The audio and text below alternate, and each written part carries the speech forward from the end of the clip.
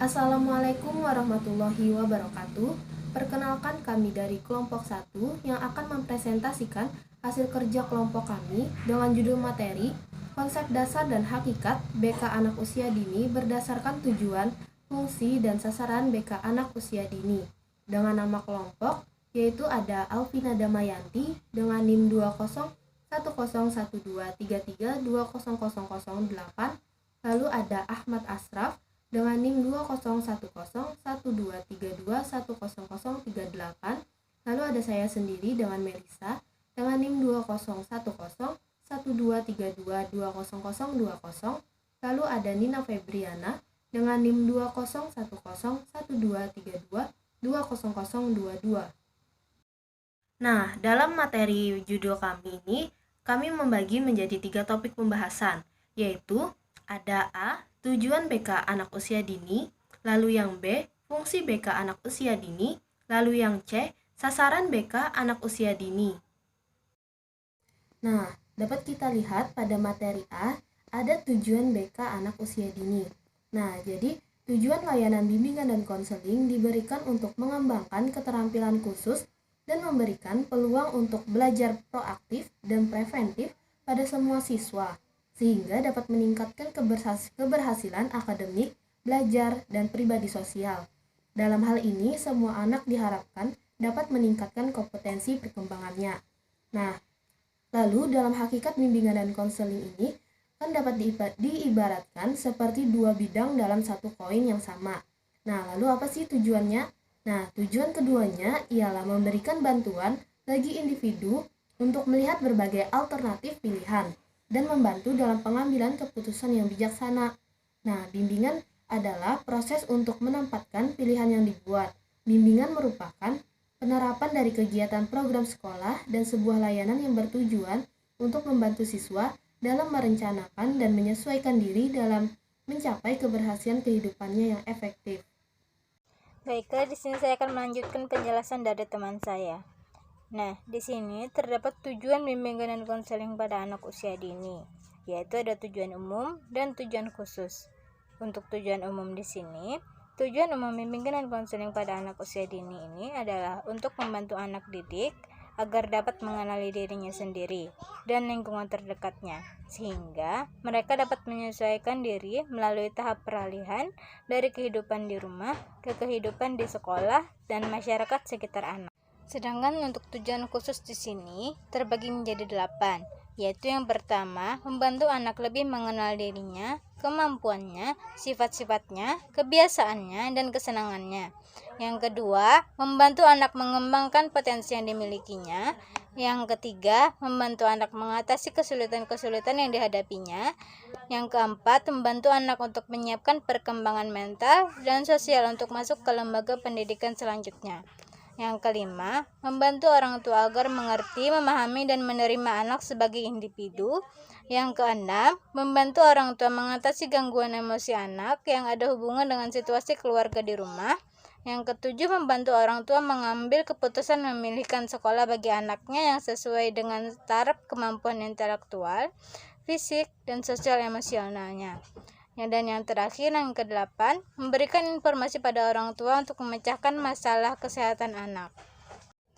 Selanjutnya yang B, yaitu fungsi bimbingan dan konseling pada anak usia dini. Menurut Erna Wulan Syaudi dan Mubiar Agustin, layanan bimbingan untuk anak usia dini dapat berfungsi sebagai berikut. Yang pertama ada fungsi pemahaman.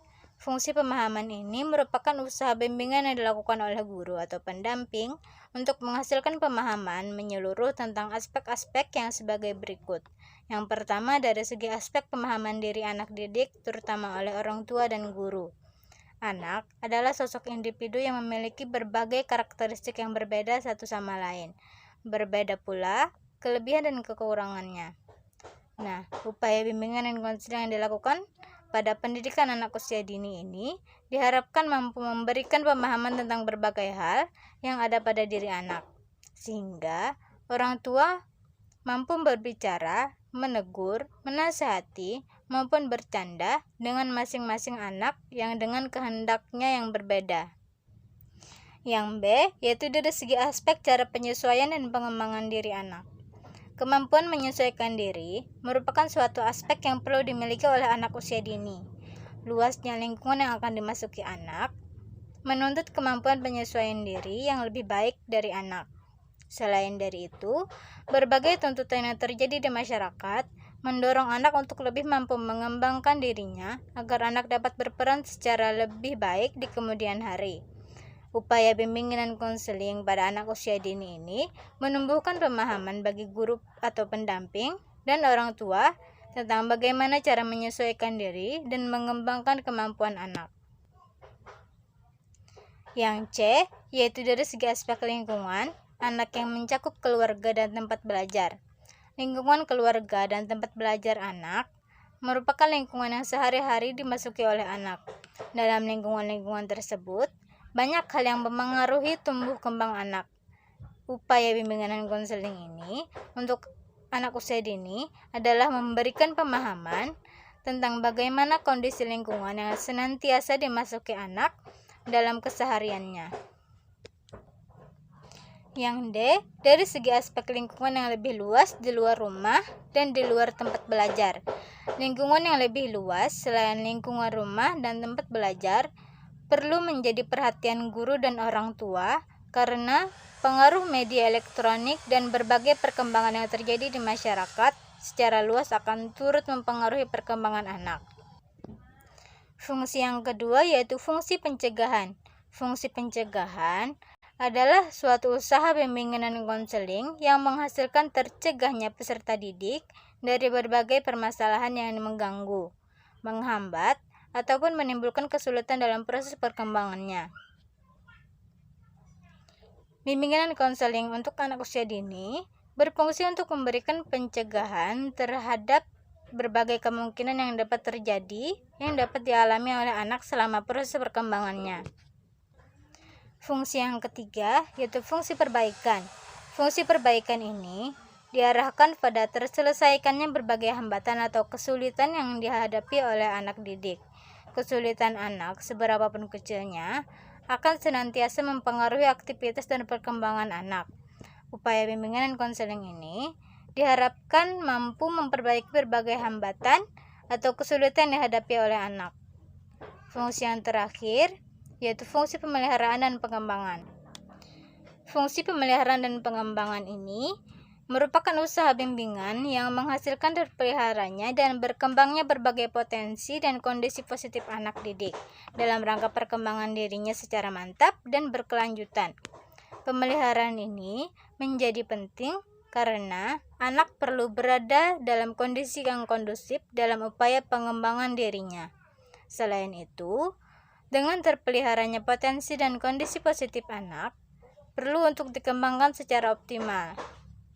Upaya bimbingan dan konseling dalam mengembangkan kemampuan anak harus berorientasi pada kemampuan yang dimiliki oleh anak. Selanjutnya akan dijelaskan oleh teman saya. Slide selanjutnya yaitu konsep dasar dan hakikat BK anak usia dini berdasarkan sasaran BK anak usia dini.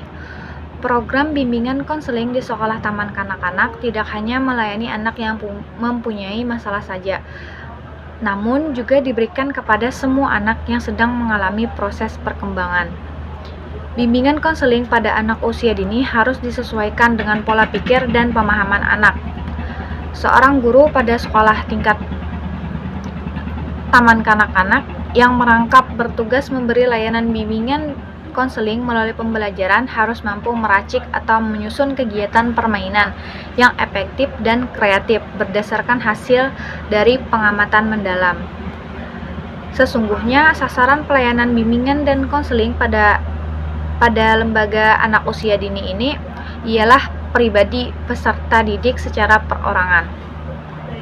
Ini tidaklah berarti bahwa pelayanan bimbingan konseling bersifat individualis, melainkan bimbingan konseling harus memegang prinsip untuk mengembangkan potensi yang terdapat pada diri tiap-tiap individu secara optimal, agar masing-masing individu itu dapat semaksimal mungkin berguna bagi dirinya, lingkungannya, dan masyarakat pada umumnya.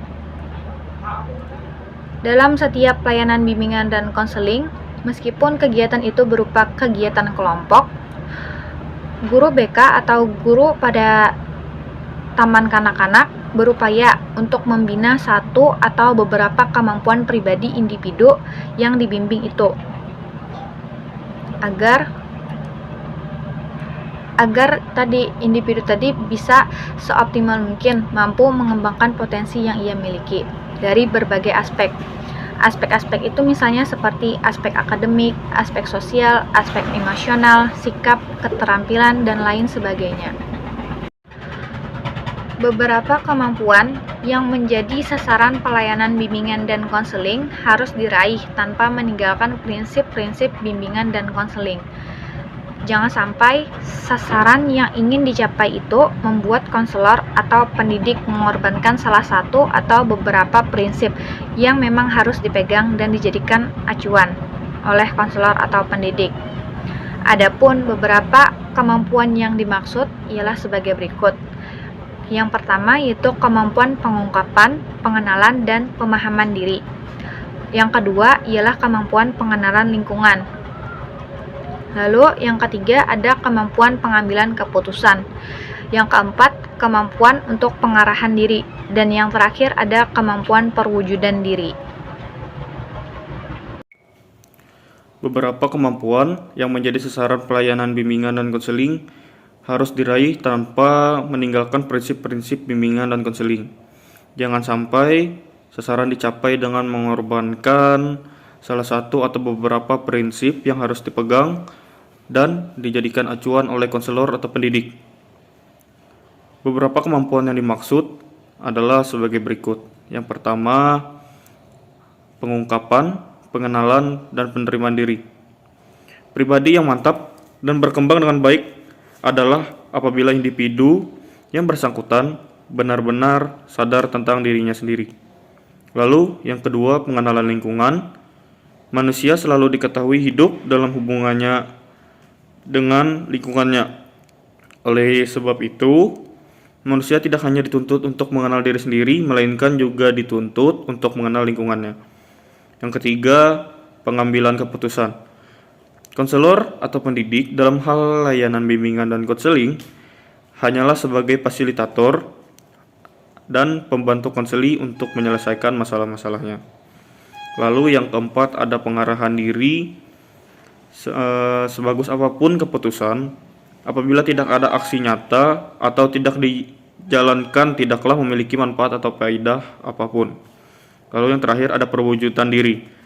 Perwujudan diri hendaknya terlaksana tanpa paksaan, namun secara sukarela dan tanpa tergantung pada pihak yang lain. Syaparudin dan kawan-kawan menjelaskan bahwa sasaran dan tujuan pendidikan anak usia dini mencakup dorongan pengembangan emosi, sosial, fisik, kreatif, dan juga intelektual anak. Dalam konteks ini, anak akan memperoleh peluang untuk bermain dan pengembangan sikap positif menuju diri dan orang lain, dan juga pengembangan percaya dan harga diri. Berkenaan dengan hal ini ada beberapa sasaran pendidikan anak usia dini, yaitu yang pertama, mendukung dan mengembangkan kemampuan bawaan anak melalui pembelajaran. Lalu yang kedua, mengantarkan pada tingkat kesehatan prima, sosial, ekonomi, dan pelayanan akademik terhadap anak dan keluarga. Lalu yang ketiga, mendapatkan solusi atas tekanan masalah sosial. Yang keempat, memajukan kemampuan melek huruf dan matematika sejak dini. Lalu yang terakhir, mempersiapkan anak untuk membaca. Kesimpulan, tujuan layanan bimbingan dan konseling diberikan untuk mengembangkan keterampilan khusus dan memberikan peluang untuk belajar proaktif dan preventif pada semua siswa sehingga dapat meningkatkan keberhasilan akademik, belajar, dan juga pribadi sosial. Di sekolah taman kanak-kanak, pentingnya layanan bimbingan dan konseling seringkali luput dari perhatian karena pelaksanaan bimbingan dan konseling di taman kanak-kanak cenderung khas dan terintegrasi dalam pembelajaran. Sekian presentasi dari kelompok kami. Salah hilap mohon maaf. Wassalamualaikum warahmatullahi wabarakatuh.